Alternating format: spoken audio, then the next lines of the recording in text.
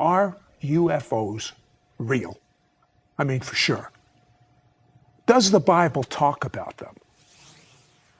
Are UFOs involved in end-time Bible prophecy, end-time events? Could they be a little piece of a puzzle that we have missed? My guest, Chuck Missler, says yes. He's a Naval Academy graduate and former branch chief of the Department of Guided Missiles, CEO of 6 public companies. 4 of the 6 were highly classified in the Department of Defense. Chuck Missler, you are such, in my opinion, and I'm entitled to say this, you are such a renowned, wonderful Bible teacher. Are you a little Miss Sugar? What are you talking about? UFOs, flying saucers? I mean, I don't get it. Well, first of all, I appreciate the intended encouragement, but I really came at this whole subject because of my love for the Bible.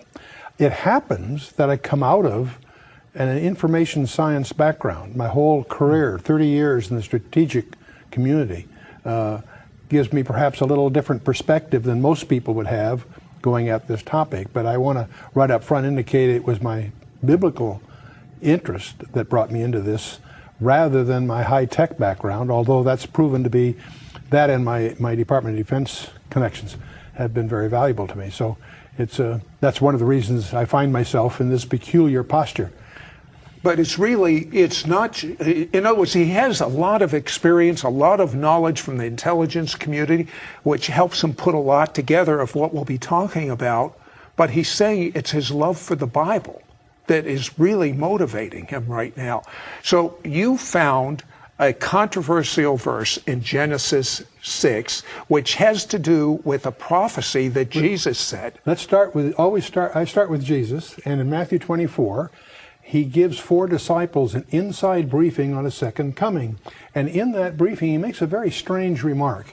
He says, as the days of Noah were, so shall the days of the coming of the Son of Man be.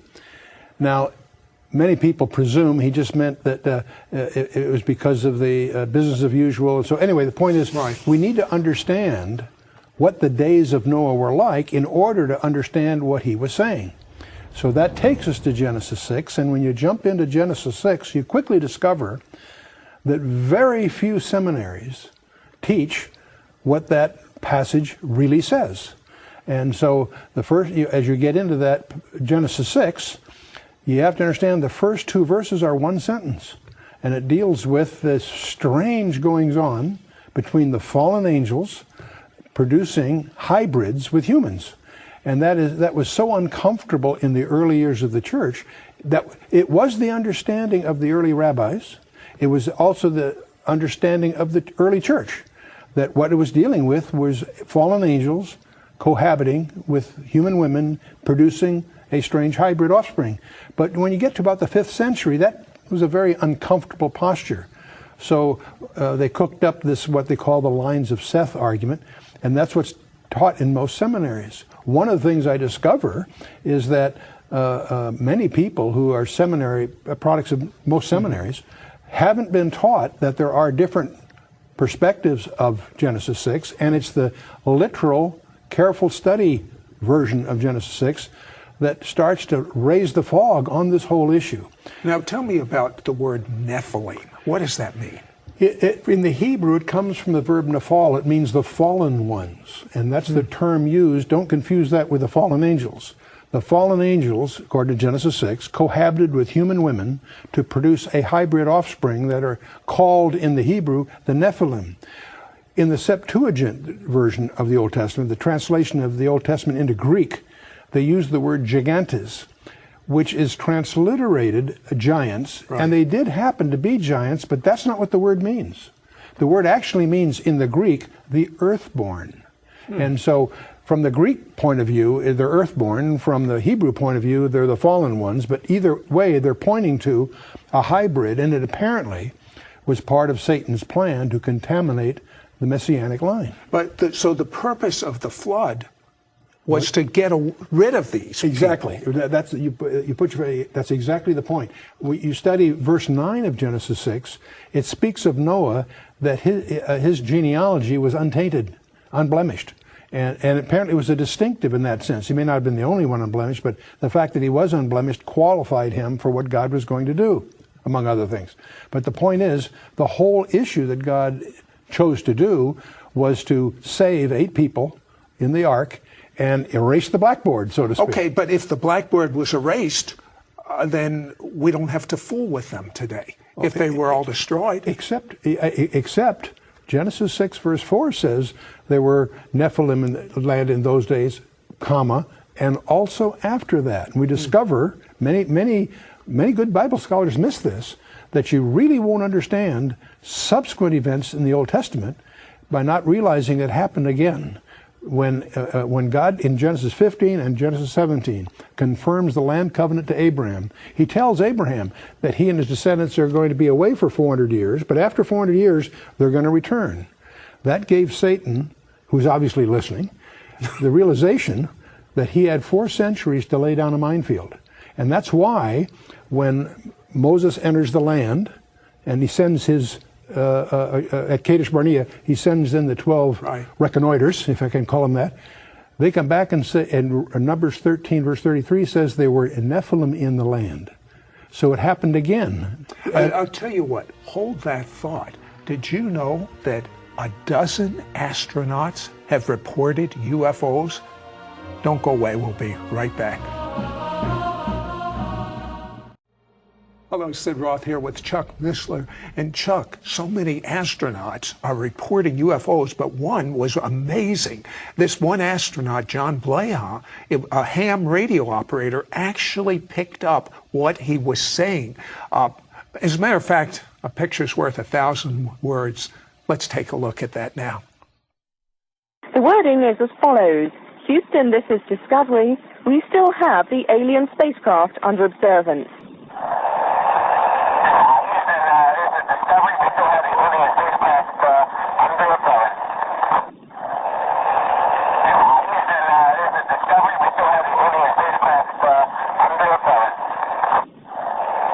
I have a question for you. Why is there so much misinformation? Why are there so many cover-ups? I mean, when astronauts are reporting UFOs, what is the reason, in your opinion, for the misinformation, the cover-up? I would be conjecturing, like most people, one of the great mysteries in this whole area is why the cover-ups by all the governments, but most by the United States. Other countries are starting to release those information, but in the United States, there is a deliberate attempt to hide this area, and that's probably the biggest mystery. Isn't this one? The biggest one is Roswell. Why is the Roswell incident back in 1947 enjoy a higher level of classification than our most sensitive warheads? You're from the intelligence community. You should tell me. Well, it makes no sense. I agree. And it's a mystery. I don't have a conjecture as to why they're doing it, but it's clear 2 presidents and 4 congressmen have been unable to crack the security that surrounds the Roswell incident. Why? That was 60 years ago. And that's the mystery. Obviously, there's all kinds of bizarre stories that have come out of that experience. But the real mystery to me isn't that. The real mystery is, why is it classified? Why does the government hide it? And I don't have any conjectures. I think those conjectures are just as wild as the other conjectures about the UFOs. According to your tapes, this cover-up is very unusual because some 30 newspapers reported it in 47, and then just immediately after, what happened? Yeah, Blanchard, the colonel of the base, when the Roswell thing first happened, issued a press release that a saucer had landed and so forth. Within a few hours, 400 miles away, the Brigadier General in charge of the 8th Air Force countermanded that press release and hatched this story about it was a weather balloon and so forth. That starts a whole series of the silliest, most inane cover-up stories. There's been a sequence of them. First it was a weather balloon. Well, that didn't fly. They went one after the other. And to the community, it's almost insulting because the cover-up stories are so empty, so foolish, so ridiculous. But what about that new technique, digital imaging? Yeah, it's interesting that when Brigadier General Ramey made his press release countermanding Blanchard's, the press took pictures. Many years later, just a few years ago, a guy by the name of Johnson, who took the picture, we were able to get the the negatives, and by using advanced digital analysis of the negatives, they were able, an analyst by the name of Rudiak was able to use advanced information techniques to unravel some words that were on the memo that was in Ramey's hand. And it speaks of the victims and the disc that crashed. In other words, this actually calls it not a plane, a disc. A disc that crashed, and there are victims, implying. See, the stories have always said there were 4 bodies, 3 were dead, 1 was still alive. That was the unconfirmed rumors that we heard. Well, it turns out that that memo, that unraveling, is regarded as the smoking gun because it demonstrates that the Air Force has been lying all along. Well, these UFOs, they defy laws of physics. Your degree is in physics, yes, I believe. Well, yes. The thing that is the fundamentals, we want to get right at that. I'm sorry, presuming a lot here on your audience. The UFOs have 2 problems. The one problem is they are tangible. They show up on multiple radars. They leave physical evidence, burnt ground and radioactivity and so forth. So they're tangible. They're not hallucinations. Radar sets don't have hallucinations. Okay. Right.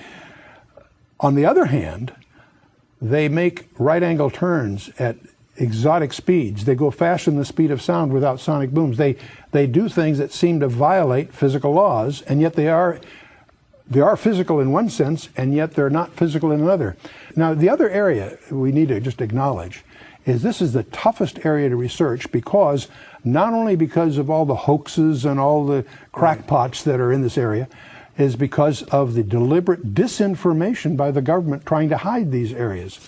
But the net reality is Jacques Vallée, the Frenchman, and J. Allen Hynek, the American, are probably the 2 most of the early pioneers, the 2 most reputable researchers. They both came to the conclusion that these things are hyperdimensional. They're not extragalactical. That's a very fundamental insight, by the way, because they seem to pose to being something that they're not. But the real point is that we're dealing here with a phenomenon that bridges the physical reality we understand and a reality that's outside that. One of the things we've discovered just in the last few years is that some of the constants of physics are changing that we thought were constant.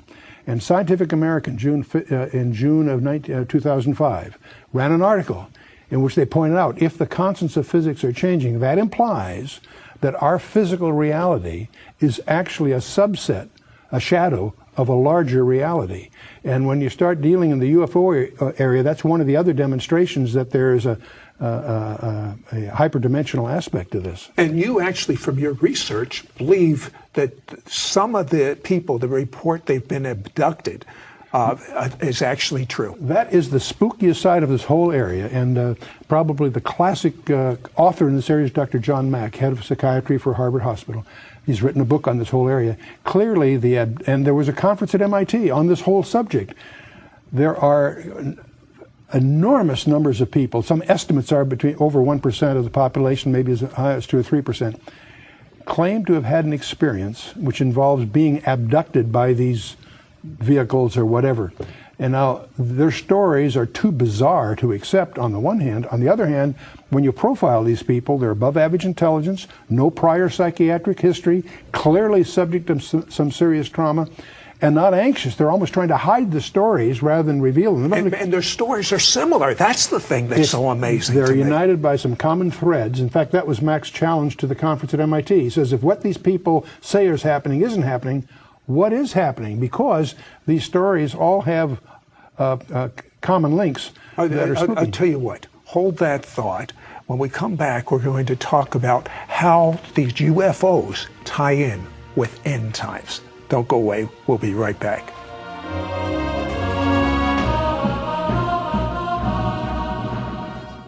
Hello, Sid Roth here with Chuck Missler. And Chuck, the only reason you're involved in this is it's a missing ingredient, a missing piece, something that no one looks at in the end times, these UFOs. Are these people around today, in your opinion, these descendants of the Nephilim? I wouldn't be a bit surprised. Well, not necessarily as descendants directly, because I think that's been dealt with. But I think there's, okay. But at the same time, I do suspect that the UFOs are in effect a modern day echo, if you will, and that may be what Jesus was talking about when he says, as the days of Noah were, that there's he's implying a parallelism. And so that's why we got interested in this in the first place. And if that's true, we can test it very simply, because if we're correct, these events are going to increase as we get increasingly closer to what we call the end times. Okay. There's an allusion to this that's, I mean, it really grabbed me when you explained it on my radio show from Daniel. Yes, oh, exactly. In Daniel chapter 2, we have the famous image of Nebuchadnezzar, and as he goes through it, the mystery is the iron mixed with clay. And when Daniel goes to explain what the miry clay is, he says, as for the miry clay, comma, they shall mingle themselves with the seed of men. Now, I've had the exegetical experts confirm this. The they, he shifts to a personal pronoun, but the they has to be something other than the seed of men in order for them to mingle it with us. Just grammatically, it requires that. So that leads to a speculation. What are we talking about here? One of the possibilities is that we're dealing here with something that's not the seed of men, namely Nephilim, hybrids. And that's a hint there that there will be a proliferation of hybrids at the end times, because that's what Daniel's talking about. So that's a staggering verse to deal with. You know, one of the fascinating things I find in your 2 CDs that we're making available is you talk about Joshua's assignment to destroy all the people in particular areas that a lot of people wonder about. Yeah, when you read that as a New Testament reader, you're shocked, because God tells Joshua to wipe out every man, woman, and child of 4 key tribes. And that shocks, the New Testament reader, because we don't understand that there is a gene pool problem again. We understand Genesis 6, the flood of Noah, was dealing, among other things, with a gene pool problem in the human predicament. What we don't realize is that Satan had again laid down a minefield in Canaan, because when he found out from God's revelation to Abraham that his descendants would be away and then return after 400 years, that gave Satan 400 years to lay down a minefield. When you study the book of Judges geographically, you discover that they didn't follow through in certain areas to wipe out their instructions. The places they missed was a place called Bashan. We call that the Golan Heights today. There's other areas, the central part, that we would call Judea and Samaria, but now it's called the West Bank. And there's the third area, a place called Gaza. And you stand back from that and you realize those areas where they failed to follow through in the book of Judges are the same areas that are under dispute today. And you begin to realize that there's a demon overlay on human history here that we need to understand. Now that's my next question. In your opinion, are we talking about aliens from foreign planets, or are we talking about demons? Well, first of all, I don't believe that even J. Allen Hyde and Jacques Vallée concluded they're not intergalactical for a number of good physical reasons. We believe they're hyperdimensional, they're demonic. They also pretend to be something they're not. That means that one of their tools is deceptions. And so that gives us a perspective of where they stand biblically. I believe that they are real today and that they are demonic in their root purpose. And so that creates a danger to anyone that isn't tutored in this area. And that's one reason that we include it in our materials in terms of our own spiritual hygiene. So, well, there were over a dozen astronauts that have reported to UFOs, and one astronaut in particular, his name is Dr. Edgar Mitchell. Mm-hmm. He's appealing that the files be open. Let's take a look at that. Okay. And what I am suggesting, it is now time to put away this embargo of truth about the alien presence. And I call upon our government to open up like other governments have, and you will hear about that this morning. Like the Belgians have, the French have, the Brazilians have, the Argentines, the Mexicans have all released their files. It's about time now that we do the same thing and become a part of this planetary community. That is so amazing to me, Chuck.